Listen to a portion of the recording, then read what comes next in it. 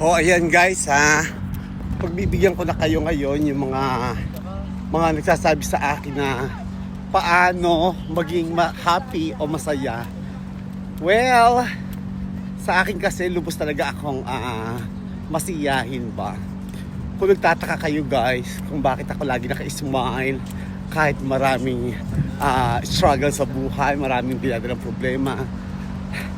Sa akin lang kasi guys, alam mo, ang natutunan ko sa aking pag-iisa na 24 years na mag-isa lang ako sa ibang bansa, ako na mismo ang nag-adjust.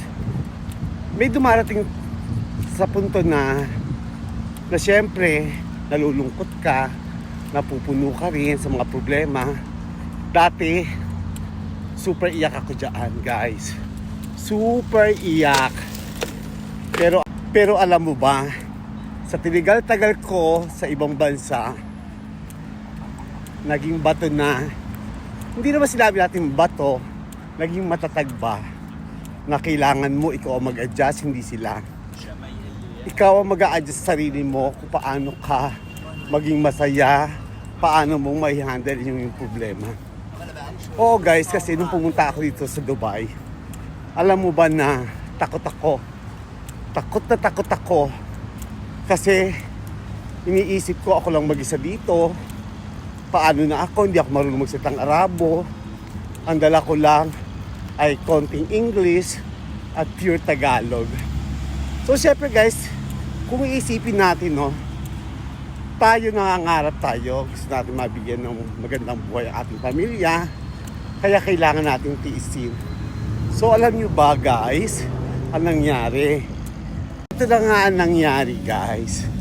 Siyempre, dahil may ambisyon ako, gusto ko namang guminhawa kahit paano ang pamilya ko, nagtiis ako ng lungkot,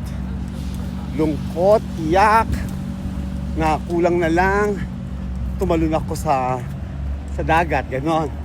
Pero guys, alam nyo ba, siyempre wala namang kasing madali na trabaho, wala namang mabilis na pag-asenso.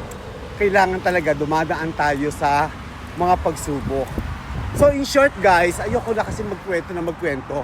Ang tinatanong lang naman sa akin ng ibang friendship, paano ko may handle ang aking problema. Simple lang guys, always pray, always thanks to God. Yun lang ang power talaga. Kailangan kasi natin manalig ba? Manalig kasi kung ang dreams nyo ay kayo lang ang nagplan, hindi. Kaya kayo nagkaroon ng dreams, kaya kayo napunta sa ibang bansa, kaya nyo naabutan yung mga pangarap nyo, mapasaya ang mga parents nyo, mga kapatid nyo, mga sibling nyo, dahil yun sa power ni God. Sabi nga, tandaan nyo to ha, isa lang masasabi ko.